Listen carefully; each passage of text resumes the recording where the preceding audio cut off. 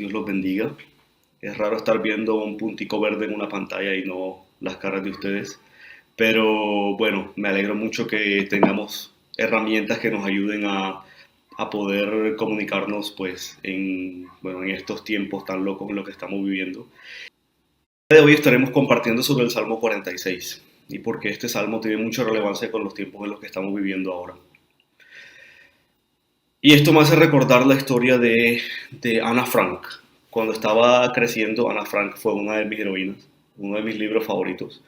Y relata la historia de una chica judía que tuvo que huir de Alemania con su familia, pero lamentablemente solo pudieron llegar hasta Holanda.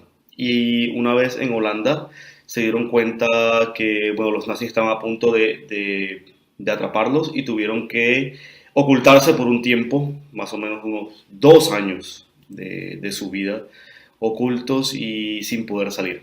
Se escondieron en un edificio que pertenecía al papá de Ana, porque había colocado su negocio allí. Y el diario de Ana Frank, que es un libro reconocido a nivel mundial, relata pues todo lo que ellos tuvieron que vivir en un tiempo de crisis donde tuvieron que vivir ocultos. Y creo que ahora nosotros, obviamente que en mucha menor proporción, podemos entender un poco lo que significa estar confinados y sin poder salir y vivir un momento de crisis que realmente nadie se imaginó poder vivir y nunca nos imaginamos que iba a llegar hasta este punto que estamos viviendo. Sin embargo, creo que una vez que leamos el Salmo 46 puede traer refrigerio a nuestras vidas y ciertamente creo que el Señor puede hablarnos a través del estudio en este Salmo. El 46, como les decía, es un salmo muy peculiar, porque es un salmo que naturalmente, bueno, muchas veces lo hemos podido leer en la Biblia. Estoy casi que seguro, si no estoy mal, de que hay un himno que, bueno, hemos cantado algunas veces en la iglesia que tiene que ver con palabras referenciadas en él. Pero es un salmo peculiar porque es un salmo profético. Es un salmo que tiene que leerse en clave profética porque a lo largo de la historia todos aquellos que han podido acercarse a ese salmo se han dado cuenta de que es un salmo que va a ser cantado por el pueblo de Dios a lo largo de los siglos. No solamente el pueblo de Israel, sino también nosotros como iglesia, como hijos de Dios, vamos a ese salmo y lo cantamos. Y en cada momento de la historia que el pueblo de Dios ha sufrido crisis o ha sufrido momentos duros, lo han cantado. Y ciertamente su cumplimiento profético final va a estar al final de los tiempos, cuando el remanente de Israel sea salvado por el Señor de la persecución del anticristo. Ellos van a estar ocultos también, van a estar escondidos y van a estar en medio de todos los juicios de Dios sobre el mundo. Y pues leemos, más o menos tenemos las referencias del libro de Daniel y de Apocalipsis y de los profetas que hablaron mucho del día del Señor, el día en el que el Señor iba a traer juicio sobre la tierra y las potencias de los cielos iban a ser conmovidas y realmente iba a ser un periodo de mucho caos y de mucho miedo alrededor. Y sin embargo el remanente, el pueblo de Dios, va a encontrar refugio y confianza en estas palabras del Señor. Por eso es un salmo peculiar, porque creo que en el momento en el que estamos, este salmo también no solamente habla de las circunstancias en las que estamos, sino que también el Señor lo usa para hablar a nuestros corazones en el día de hoy. Algo importante al leer los salmos es que también tenemos que entender en qué clave lo estamos leyendo. No solamente lo leemos en clave profética, en particular para este salmo, sino que tenemos que entenderlo como una canción. Es una expresión de emociones y de sentimientos. No estamos hablando de un libro histórico donde se limita a describir hechos que están pasando. Las personas que escribió este salmo están hablando desde lo más profundo de su corazón. Está hablando de emociones, está hablando de lo que está sintiendo. Está hablando de lo que está pasando alrededor, por supuesto, pero también está hablando de lo que el Señor está haciendo y está hablando en particular desde el corazón. Y por eso es importante que cuando nos acerquemos a los salmos lo entendamos también en clave emocional, porque estamos hablando de una canción. Piensen en un cantautor de hoy en día que, bueno, pasa por una experiencia y al pasar por la experiencia tiene palabras nuevas que describir. Así que cuando nos acercamos a los salmos no solamente lo leemos de manera intelectual o racional para entender cuál es el mensaje detrás, se lee también con las emociones. Y creo que en la medida en que estemos estudiando el Salmo podemos conectar también con la emoción de aquel que lo está escribiendo, porque no es un texto, un libro de texto, no es matemáticas ni es biología. Estamos hablando de una canción, una expresión integral de lo que somos, con la razón, por supuesto, pero también con la emoción que hay detrás. El Salmo, como pueden darse cuenta, si son observadores, está dividido en tres partes. La primera parte es la descripción de la situación de parte del autor. La segunda parte es la perspectiva del Señor sobre lo que está ocurriendo. Y la tercera es algo más pastoral, más una palabra de Dios al corazón de sus siervos en esas circunstancias. La primera parte del Salmo hace referencia a la situación de crisis, pero no empieza como normalmente nosotros empezaríamos o como incluso vemos en otros salmos que empieza, describiendo la situación de crisis, sino que habla en particular de lo que Dios es en ese momento. Por eso el salmista no empieza describiendo la crisis, sino hablando en particular de Dios. ¿Quién es Dios en ese momento de crisis para él? Dice, Dios es nuestro amparo y fortaleza, nuestro pronto auxilio en la tribulación. Por tanto, no temeremos. Pero es interesante que el autor empieza hablando de lo que Dios es en el momento. Y creo que es un buen acercamiento para lo que nosotros queremos también hacer en esta mañana.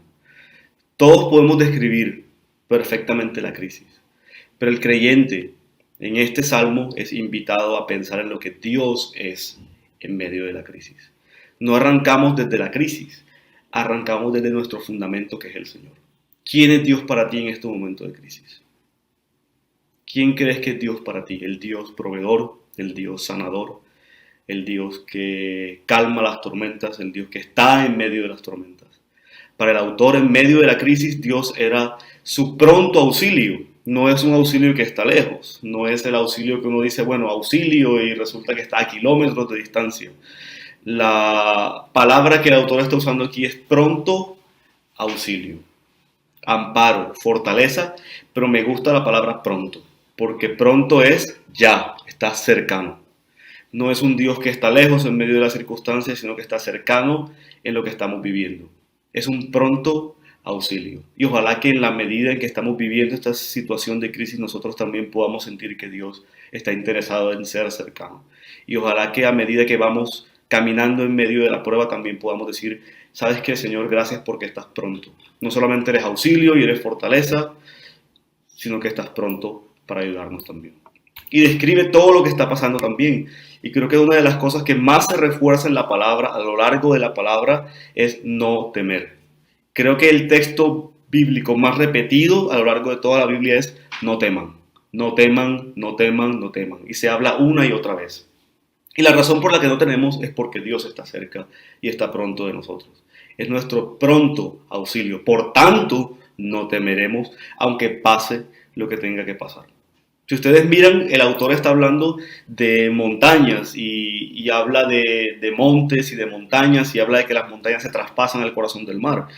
Y lo que estaba refiriéndose ayer era una situación de extrema dificultad, una crisis profunda. Para los antiguos hebreos las montañas y los montes eran la señal de autoridad, del orden normal de las cosas. Para ellos los montes eran, digamos que, referentes que no se movían para nada. Así que lo que el autor estaba tratando de expresar aquí era básicamente, Dios es nuestro amparo y fortaleza, nuestro pronto auxilio en la tribulación, por tanto no temeremos, aunque los referentes en los que siempre hemos visto y siempre hemos confiado y siempre hemos creído, se vayan al corazón del mar, sean traspasados. Aunque las cosas en las que siempre hemos asumido, que estamos confiados, que estamos seguros, lo que nunca nos imaginamos que va a pasar ocurra, aún así no temeremos, porque tenemos nuestra confianza puesta en el Señor. Y el autor está hablando de, como les decía, ejemplos muy gráficos, extremos, cuando una montaña para ellos, una montaña se destruía bueno, era casi que imposible, es decir, siempre vemos las montañas y decimos las montañas siempre han existido, siempre han estado ahí, pero cuando todo lo que hemos confiado, todas las cosas que hemos asumido que son verdad o las cosas que hemos asumido que son lo más seguro del mundo se desmorona, ¿hacia dónde vamos? David hablaba más o menos de esto cuando decía, alzaré mis ojos a los montes. ¿De dónde vendrá mi socorro? Mi socorro viene del Señor que hizo los cielos y la tierra. Una vez más, David estaba diciendo en este salmo, aunque los montes estén ahí, aunque tenga las autoridades y tenga las cosas que yo siempre he confiado y que siempre he creído, aunque mi seguridad del mundo se desvanezca, no estoy confiando en ellos realmente. Confío y mi esperanza viene del Señor. Porque aunque de los montes no venga ningún tipo de socorro, del gobierno o de cualquiera, nuestra confianza, amados hermanos, está en el Señor que hizo los cielos y la tierra. A partir del versículo 4, si ustedes son observadores, el escenario cambia por completo. Ya no estamos en el mundo donde las montañas se están trasladando al corazón del mar, ni estamos hablando de la situación de crisis y de caos completo. Aquí estamos hablando de confianza y de paz. Y no hay mejor manera de expresarlo. Y los autores hebreos siempre utilizaban este tipo de imaginario que un río apacible.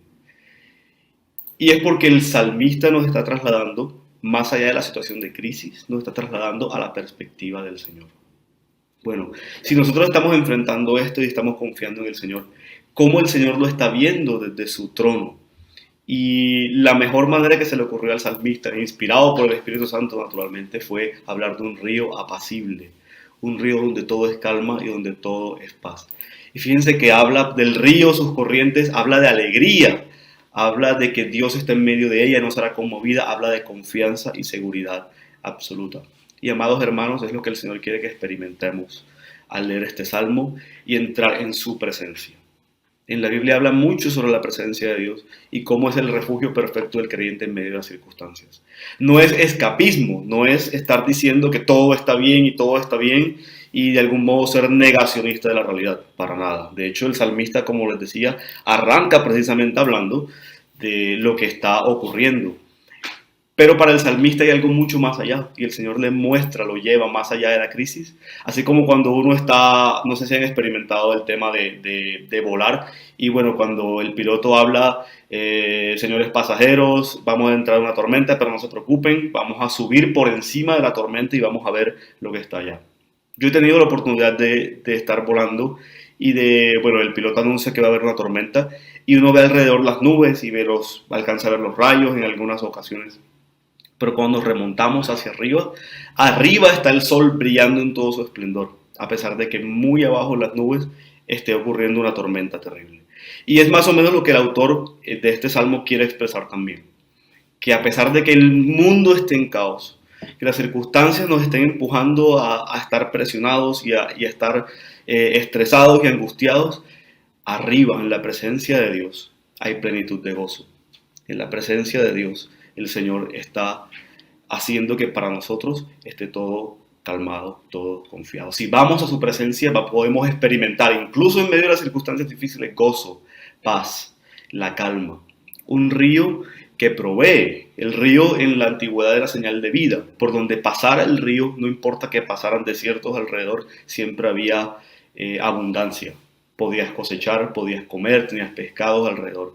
Y por eso es hermoso hablar del río, porque es el río que el Señor quiere que entremos. Sí estamos viviendo momentos difíciles gracias al cosito virus pero ¿saben qué? También podemos ir a un río donde el Señor quiere mostrarnos paz, quiere que experimentemos la paz que Él puede dar, no la que el mundo da, la que Él puede dar. Quiere que experimentemos gozo, quiere que experimentemos paz, quiere que experimentemos plenitud aún en medio de las circunstancias. Por más difíciles que se vuelvan, el Señor tiene provisión para nosotros, de paz, de gozo, pero también de cuidarnos en medio de las circunstancias difíciles. Y por eso el Señor está hablando también de que Él está en medio de la ciudad, habla de la ciudad de Dios. Y creo que hemos entendido por la palabra, amados hermanos, que la ciudad de Dios somos nosotros también. Somos la morada de Dios. El Espíritu Santo que Él ha puesto en nosotros quiere decir que Dios está viviendo en nosotros. Por tanto, la morada de Dios puede estar segura. La ciudad de Dios está segura porque Dios está en medio de ella. No seremos conmovidos nosotros porque nosotros somos morada de Dios. Entonces, esto no es algo que está simplemente arriba nada más, que tenemos que, peregrinar a algún lado para hacerlo. Donde quiera que estés ahora mismo puedes experimentar el gozo, la plenitud y la paz, porque eres morada de Dios. El Señor te invita a acercarte a Él en esos términos. Encontrarte con Dios es encontrarte con la paz y seguridad que estás buscando. Y si por alguna razón no has experimentado esa paz, el Señor quiere dártela en esta mañana también. La tercera y última parte del Salmo, amados hermanos, transmite una verdad que para nosotros es difícil de entender, pero que nos habla del completo control de Dios en la historia. Dios está hablando aquí en los versículos 8, 9, más o menos del final de la historia de la humanidad. y habla de cómo él va a venir a gobernar personalmente y cómo va a hacer cesar las guerras y las injusticias y los gobiernos corruptos y todo lo que va a pasar. La Biblia aquí en clave profética habla de esto como si ya hubiera ocurrido. Por eso si ustedes miran el lenguaje, habla casi que del pasado. Para Dios simplemente ya pasó. Sin embargo, cuando estamos inmersos en las circunstancias, muchas veces es difícil poder mirarlo desde esa perspectiva. Pero cuando el Señor habla de que está cesando la guerra, está cesando la injusticia, está quebrando el arco, la lanza, está hablando precisamente de esos gobiernos que están oprimiendo a la gente y que de algún modo se están beneficiando. Y aquí nos lleva a hablar de la situación que estamos viviendo y la injusticia que hacen muchas empresas y gente poderosa que oprime a la gente pobre. Y vemos cómo la gente pobre es la más desesperanzada en medio de esta situación. Bueno, el Señor nos está diciendo que Él tiene completo control de las circunstancias y que para Él ya la historia acabó. Y algo que podemos estar completamente seguros, amados hermanos, es que el Señor le va a dar su merecido a la gente que tiene que darle su merecido. Y la gente que está haciendo injusticia, se está aprovechando de la impunidad y se está aprovechando de los pobres para lucrarse, va a recibir su merecido. El Señor lo está prometiendo y para Él ya pasó. Nosotros estamos experimentándolo y es difícil entenderlo desde esa perspectiva, pero para el Señor el final de la historia ya ocurrió. Y al final triunfa la justicia y triunfa la paz y triunfa Él. Sin embargo, también en la tercera parte del Salmo nos deja con un mensaje muy hermoso y es el Señor hablándote directamente a tu corazón. No solamente es el Dios que está de manera todopoderosa influyendo las circunstancias, que está influyendo la historia de la humanidad desde lo grande, es el Dios que te está diciendo personalmente a ti y a nosotros como sus hijos que quiere pastorearnos. Por eso una palabra que de hecho el salmista rompe un poco la dinámica en este momento y casi como que percibe la voz de Dios en las circunstancias. Y es cuando el Señor le dice al pueblo, ¿saben qué? Estad quietos y conozcan que yo soy Dios. Y en medio de estas circunstancias es increíble cómo Dios las usa para poder revelarse a nosotros. Y por eso la última parte que quiero comentarles y como conclusión es precisamente que en medio de las circunstancias difíciles podemos confiar en la protección de Dios, podemos confiar en la provisión de Dios, podemos confiar en la justicia de Dios triunfando sobre la maldad que también estamos mirando, pero más allá de eso, lo más valioso que podemos aprender en estas circunstancias es conocer más quién es Dios. Más allá del Dios todopoderoso que gobierna sobre todo, conocer al Dios que está interesado en tener una relación íntima con nosotros, en pastorearnos, en que podamos conocerlo a Él más profundamente. Y con esto quiero finalizar la conclusión y quiero dejarlos con una canción especial que ha ministrado nuestras vidas y que quiero compartírsela también a ustedes, porque el Señor es fiel.